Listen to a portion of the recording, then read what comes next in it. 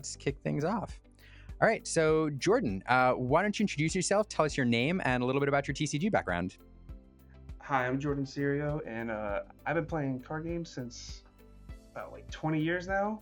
I played Yu-Gi-Oh for about 10 years, stopped in 2012, then played Magic consistently, off and on, until about COVID, and then since then haven't really played much until my friends dragged me into Lorcana. Oh, that's awesome. And you've been doing well at Lorcana. You just took, we'll talk about your deck in a minute, but you just went to Disney Lorcana Challenge in Fort Worth and you placed in the top 8, earning a golden Mickey and a ticket to Continentals, an invite to Continentals, which is super cool. But you took in this kind of off-meta deck. I say it's off-meta because it's definitely not one of the top 5 that people have been playing. It's an Amber Emerald deck. Why did you choose to take this deck into Lorcana Challenge Fort Worth?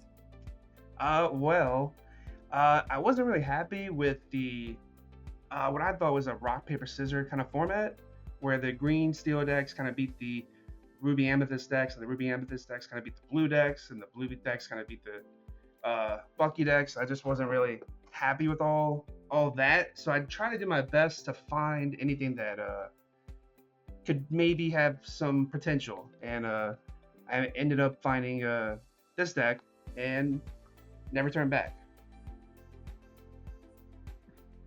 Well, it's definitely a super fun build. It's different, and I'm excited to talk through it. So to start, let's talk about this deck's win condition. What are you trying to do to win the game? The win condition's kind of to put your opponent on no cards in hand, no cards on the board, and just get there with a bunch of small guys. So it's like a discard deck in the early game then, and then how are you clearing the board? I like to say it's like a control deck. It Okay. really pays to have like patience with the deck, kind of build your board, and then use the boarded use your warded characters and your big singers to kind of get off an under the sea Kida if your opponent has a big board.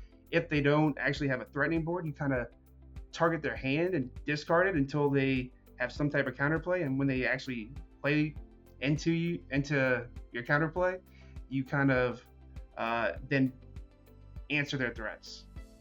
All right, so given that, what does your ideal first 4 turns look like? What are you trying to do in the early game? Generally, you're trying to hit a 2-drop. Which one you want is not exactly what's what I'm looking for. It's not exactly which one you get, but you need to make sure you hit a 2-drop. You want to hit a draw engine, either Diablo or Prince John. Those are your main 2 draw engines. And you kind of want to build your board to the point where you hit a threshold of singing power 8, so you can cast Under the Sea at any time, and your opponent kind of has to respect it. And that's kind of what you want to do. You want to set the first few turns of your game building your board, so that way you can either answer their board with either a Cricky or Under the Sea, and if they don't actually have anything that you need to answer, you just start targeting their hand and discarding it. That's awesome. So how are you usually getting to that 8 threshold for the sing together 8 for Under the Sea? So you can do it a couple different ways. The most powerful way is having Diablo on 1, being able to shift Diablo on 2, have Ariel on 3, and then next turn you're able to sing Under the Sea. Traditionally, you go 2-drop, 3-drop, 4-drop, Muses, or 3-drop on turn 4, and then that kind of sets up your board. A lot of decks don't really have an answer to kind of that setup and time to actually make a difference before you can actually achieve the threshold. Okay, so now that you've gone through turn 4, you've got an Ariel on the board, you're able to sing Under the Sea. What does your mid game look like? Mid-game, you either are starting to discard their hands, but you have forgotten me, sing Sudden Chill, Bare Necessities, or you're trying to go for kind of a grindy approach, maybe bouncing your muses, or using your muses to bounce Ariel after you sing with her, using your Prince Johns to draw cards, making sure you build up your board so that way, because everything kind of doesn't quest for a lot. So you want a big board so that way eventually you can actually start doing some damage when you actually quest. That makes sense. And then your end game, once you're through that mid game, you've built up your board. What are you doing, to close things out on turns 8, 9, and 10? Well, hopefully your deck's functioning and you're able to get your opponent down to very limited resources, 1 or 2 maybe cards in hand, maybe a couple of characters on the board. And if you get to that board state, it's very easy to, you have a lot of answers to cleanly remove their characters, and then eventually you're just getting into questing. Usually you should be on the road to wrapping up the game about turn 8 if your game plan is working correctly. Oh, that's great. Okay. So let's talk about strength manipulation, because there's a couple cards here that care about your opponent's character strength. The Muses are one, and then Under the Sea, of course, that we've talked about is another. You've got some cards in here that manipulate your opponent's character strength in order to make full use of these cards. Can you talk about that a little bit? Yes.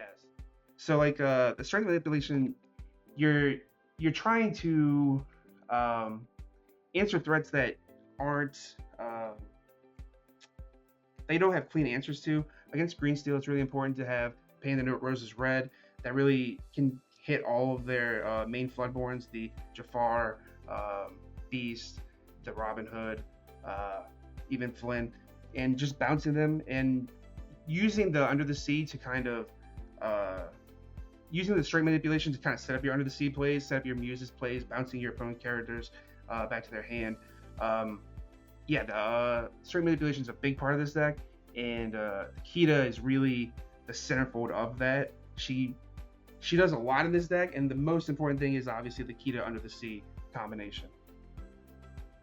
Yeah, if I remember right, you hit that in the top. Was it in the top 8, or did you actually got that off?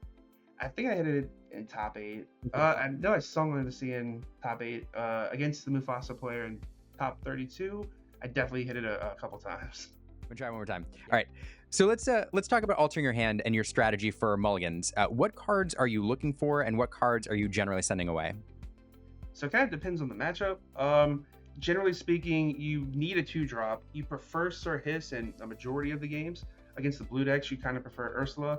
Against Steel Song, you prefer Ursula. But Sir Hiss, you prefer in red-purple. Against Bucky, against green-purple. Just rogue matchups, you prefer Sir Hiss, just because he's a powerful, evasive singer. He doesn't die very easily, and he is able to stick on the board. And then you really need to hit a card draw engine, one of the 2 in the deck, either Diablo or Prince John. You're really looking for that. Certain matchups, you're looking for Muses. Against green steel and red purple, you're looking for Muses. Aerial can be a backup engine combined with the Muses. Generally, if you're playing like hyper aggro, you want Under the Sea in your hand to start the game. But usually you're trying to get just a draw engine, a 2-drop, and maybe, depending on the other texture of your hand, either You Have Forgotten Me if you have Prince John, or Under the Sea if you're playing a more aggressive deck. That's fun. Speaking of matchups, what matchups are you excited to play against with this deck, and which ones are you not terribly excited to face off against? So I'm super excited to play against red purple, ruby amethyst, blue steel, and Mufasa. Anything that's not sapphire ruby, really. What makes the sapphire ruby matchup difficult?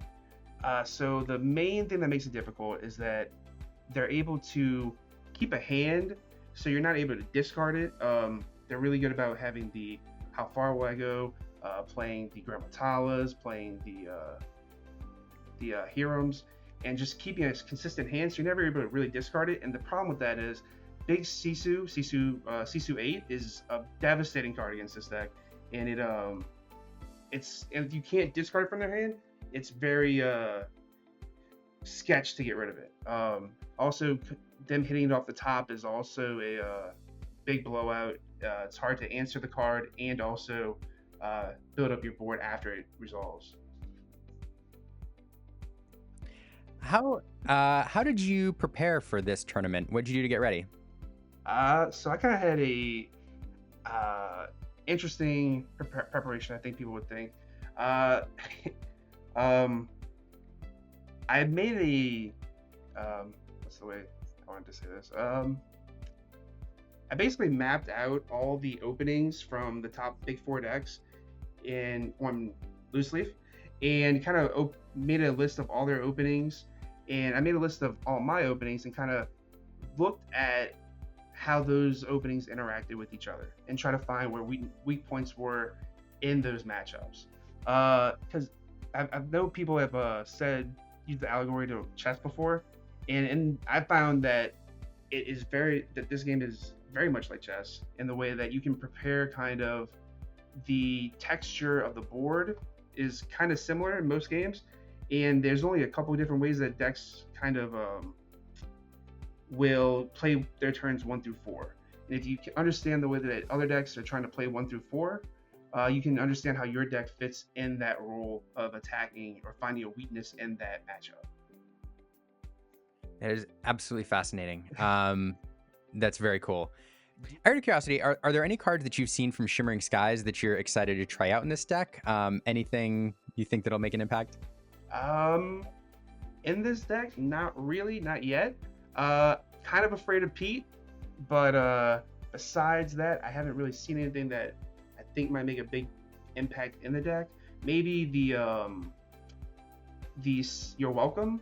I can see You're Welcome maybe having a spot in here, in combination with, because usually your opponent gets low on cards in their hand, and it kind of turns off your discard cards, and using that as a clean out to some of their cards and kind of turning on your You Have Forgotten Me's and stuff like that.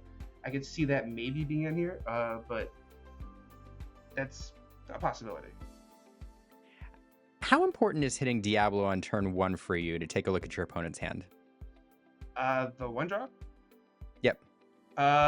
So actually the Diablo on 1 I only ever play if I have the Shift Diablo in my hand. I find it isn't really useful in any other matchup, or any other situation. The only other thing that comes up very seldomly is if I see a Diablo 1 in my hand and I see an Aerial in my hand, I can read that as seeing it Under the Sea on turn 4, because you have the 1-drop Diablo, you have the 2-drop, you play Aerial, that gives you the Magic Sea Under the Sea on 4. That is, sometimes I'll play Diablo there. If not, I'm always inking Diablo in pretty much every matchup against I'm always inking Diablo except for against like Hyper Aggro. See, fascinating. These are, as a side note, I don't know if this won't make the video, but like your answer might. These are really really fascinating nuggets, because for younger players, for newer players, everybody gets trained, I think, to think about a couple things. One is like your curve and how important it is to hit a card every turn. And so I think everybody, when they're starting out, is like, I need a 1-drop. Like if I play 1-drop, good.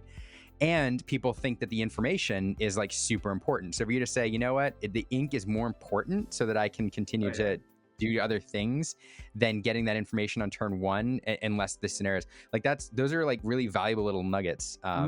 Fascinating. So Jourdon, we were talking about before the interview, and you said that there's some common traps you can fall into in this deck. What are some of those that you think players should avoid? So one of the big ones is actually people get trapped in the allure of going Prince John and going You Have Forgotten Me, and see the synergy between the two cards and are kind of blown away by it.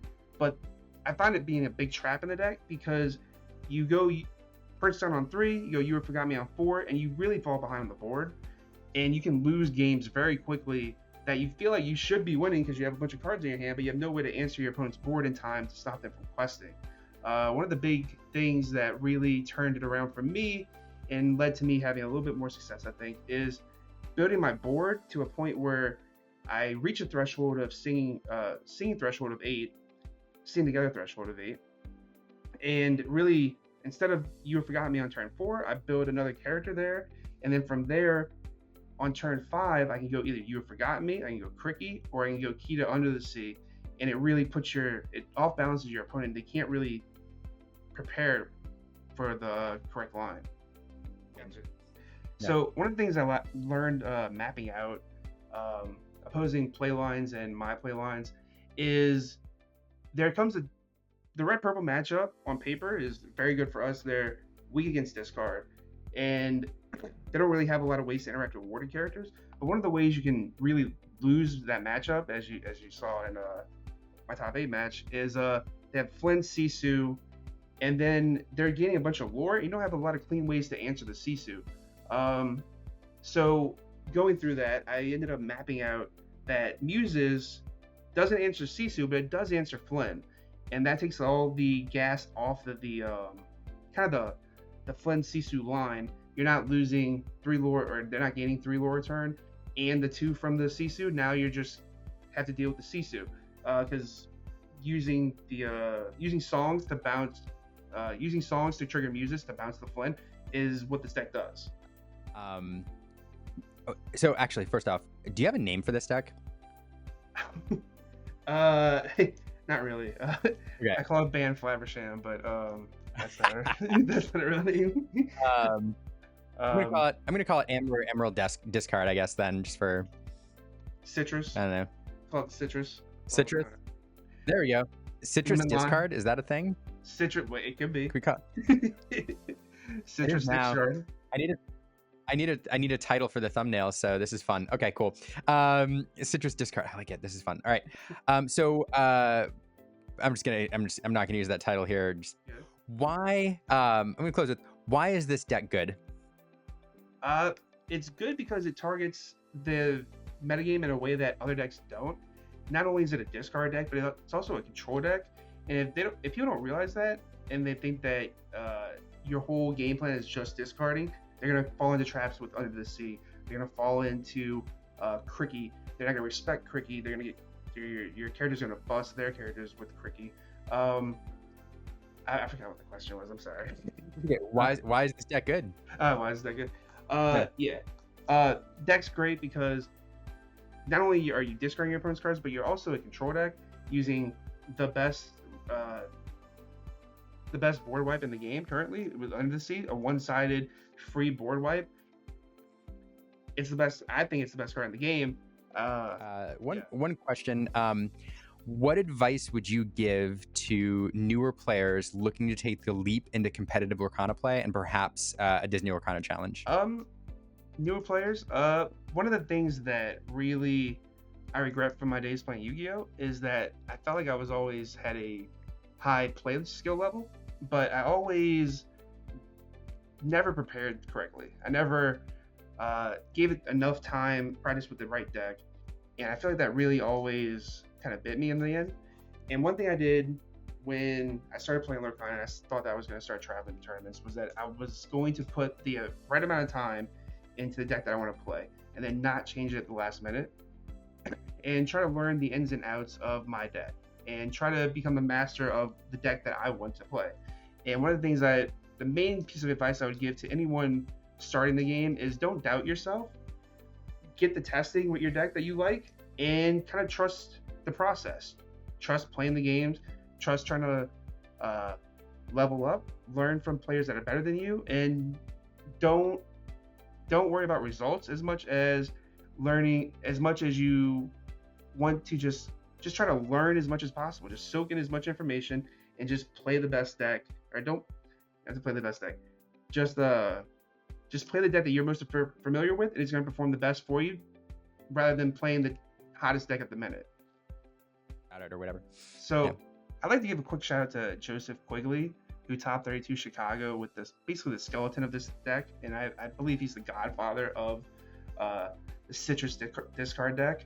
And without him, there's no way I would have even picked up the deck without seeing his results in Chicago.